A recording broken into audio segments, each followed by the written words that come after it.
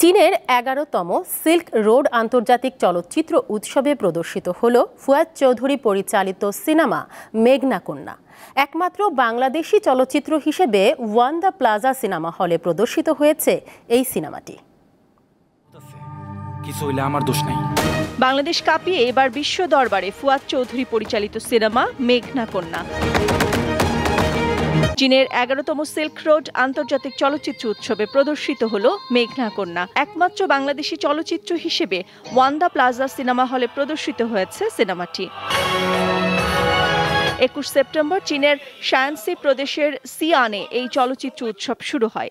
এবারের উৎসবের প্রতিপাদ্য সিল্ক রোড বিশ্বকে সংযুক্ত করে, চাংআন নগরীটি আলো ছায়ায় জ্বলে।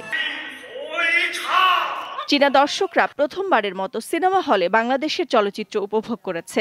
সিনেমাটির পটভূমি দর্শকদের গভীরভাবে আকৃষ্ট করেছে। প্রথমে ভেবেছিলাম সিনেমাটি ভারতীয়, কারণ তাদের ভাষা, পোশাক এবং জীবনযাপনের অভ্যাসের অনেক মিল আছে। আমি মনে করি রেশম পথ চলচ্চিত্র উৎসব খুব ভালো। রেশম পথের মাধ্যমে চীনের পণ্য বিদেশে যায়, বিদেশি পণ্য চীনে আসে।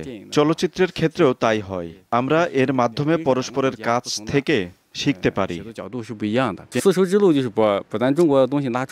সিনেমার পর্দায় নানা রকমের সামাজিক বাধার সম্মুখীন হওয়া ভিন্ন দুটি অবস্থানের নারীর মাধ্যমে বলা হয়েছে স্বপ্ন পূরণের গল্প।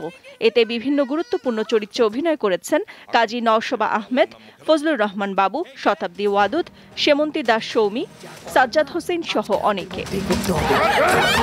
চলতি বছর গোল্ডেন সিল্ক রোড পুরস্কার প্রতিযোগিতায় বিশ্বের ১৩৬টি দেশ এবং অঞ্চল থেকে ২০৬৫টি চলচ্চিত্র অংশগ্রহণ করেছে, যা নতুন রেকর্ড।